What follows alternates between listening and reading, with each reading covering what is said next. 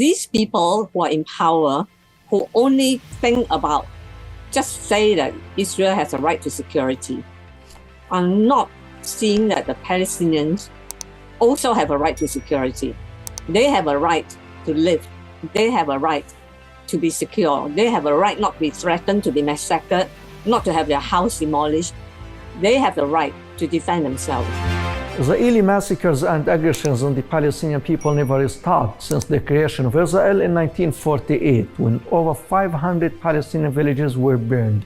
Israel ran after the Palestinian refugees who were uprooted from their land to Beirut in 1982 and committed a heinous massacre. In 2022, Israel committed similar massacre in Jenin refugee camp, and today, while we are speaking, Israel is committing another massacre against Jenin refugee camp.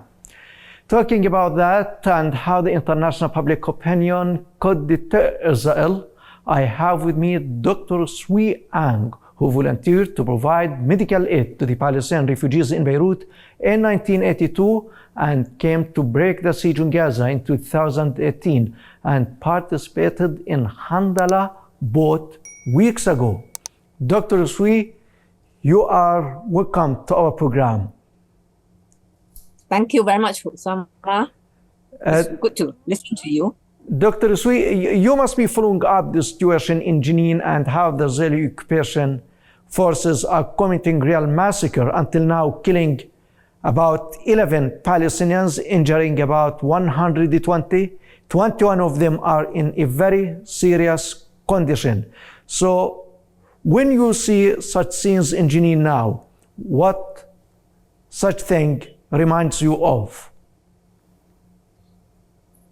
Osama, it's not the first time I am in a situation when I can see Palestinians being attacked.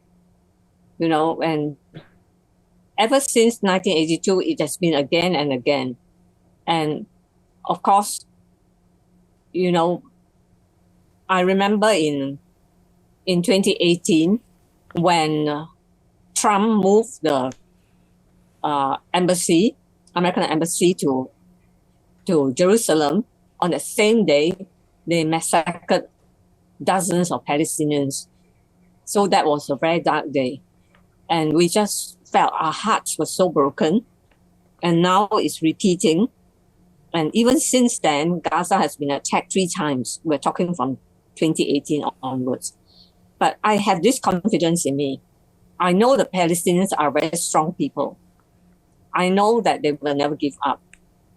I know that they are not only builders, but rebuilders.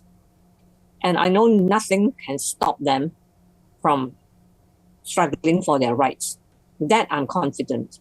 So, but on the other hand, we are very confident that the Palestinians will never give up. Also, a part of the international community. And down here, we are writing to our MPs. Tomorrow, there's a big demonstration. And I only can say one thing. Each time there's an attack on Palestine, be it Gaza, West Bank, or anywhere else, the protest in the West is getting stronger and stronger. And I want people in Jenin and the West Bank to know that we are with you and we are your friends. Although we don't have big machine guns to come and defend you, we will do everything we can with our people, our governments all over the world. Yeah, so, and Dr. Swee, in 1982, when you were in Beirut, we watched how the international community kept silent on the Israeli aggression on the Palestinian refugees there, and Sabra and Shatela massacre was committed while the world was watching. Today we had the same scenario. Jenin is being murdered by the Israeli tanks and the Israeli war jets. And we heard how the United States administration and the UK government refusing to condemn the Israeli aggression. On the contrary, supporting it. So how do you understand such position by such Western governments? these people who are in power, who only think about just say that Israel has a right to security, are not seeing that the Palestinians also have a right to security. They have a right to live. They have a right to be secure. They have a right not to be threatened, to be massacred, not to have their house demolished. They have the right to defend themselves. So I think first thing first, apart from the people who supply arms to kill Palestinians, who are actually wanting to see the Palestinians dispossessed and subdued, there are also a big lobby of the media cover up. But over the past 2 days, I can see at least for once, the BBC, who has always been silencing the news about what's happening in Palestine, begin to actually cover the story. So, and for us who are supporting the Palestinians, we will just have to continue to lobby our MP. I think this is the fundamental thing. And then on the humanitarian level, we have to increase our efforts to put aid and medical aid and support to MSF and all the other organizations that are there with the Palestinians. In 1982, there was a lie. During the massacre, the BBC constantly put out the story that there were 2,000 Palestinian terrorists who did not evacuate. And therefore, Israel has gone in to clean the place. Now, the narrative is very, very similar. Today, they say that there's terrorists in Jenin, and therefore they are going to clean the place. And it's also the same. They won't let anybody go in. Even right now, we don't know how many people are buried under the rubble. Yes, and Dr. Swee, you participated in the Freedom Flotilla in 2018 trying to break the siege on Gaza. And the Israeli occupation forces killed more than 10 of the people on board. They were not Palestinians, internationals. And the world community also kept silent on that. So how it is possible to change the world mood and the world position when it comes to Israeli massacres against Palestinians and the activists who support the Palestinians' rights? When we talk about the international community, it is not one homogeneous body. It is that group of people who are very powerful and will support Israel to commit massacre, to demolish houses, always that group. And then the rest of us. And in between, there is a body of people who don't know. You'll be surprised even up to now, they don't know. We have to reach those people.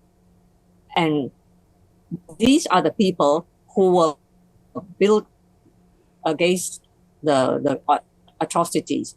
And sometimes it's very expensive for the Palestinians because I hate to say, with every massacre, with every time the Palestinian people suffer and bleed, it is really bleeding. The story of the Palestine becomes stronger and it reaches the international community. Like last Saturday, I was speaking to a group of young doctors. They never know about Palestine. They don't know at all. But even right now, some of them are coming to us and saying, how can we help? What's happening in Jenin? And tomorrow, hopefully, many of them will go and demonstrate. You see, so today, more of the world knows. More of the nations of the world knows about what's happening in Palestine. During 82, very few of us know. And really, we have got no idea until after the massacre. Yeah. So it is terrible because I have to tell my Palestinian friends every year I go to the Martyr Square and I say, because of you, the world knows about Palestine. Because of you, the world supports Palestine. Because of your heroism, your resistance, and your steadfastness, we are inspired to come along with you. Yeah. And Dr. Swee, I have one more question for you as we are running out of time. In 1982, you went to Beirut and you volunteered to Gaza Hospital, providing medical aid for the Palestinian refugees who were injured by Israeli bombs and Israeli shellings. If you were here today in the occupied West Bank, would you be in Jenin hospital providing support and medical aid for the Palestinians injured by the Israeli bullets and Israeli bombs in Jenin refugee camp? There are people working there. Actually, this morning I heard the MSF, they are asking for help, and they're still working in the hospital, but not enough. No place in the world, even in London, the hospital cannot be prepared for this dimension of injuries and people being dead. Take the example of Gaza.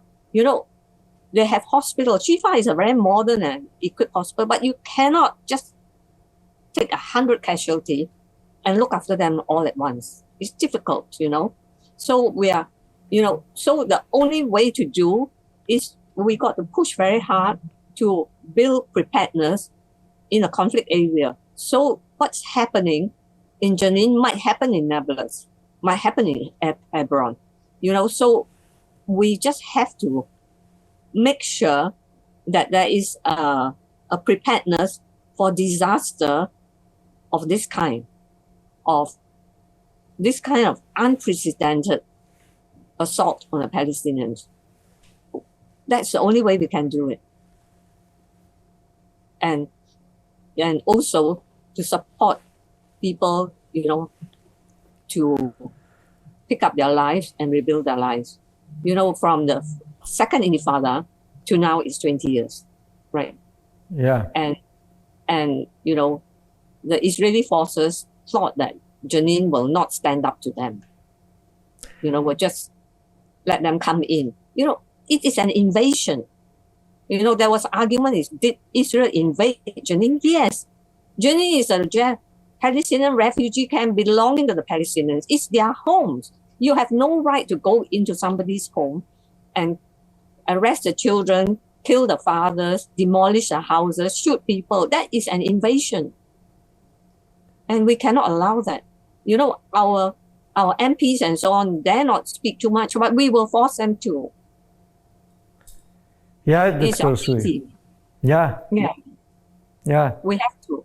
And my friends in USA are also working very hard, because this is outrageous. You can invade somebody's home. How are the children going to be secure? How is the father feel that they can protect their children?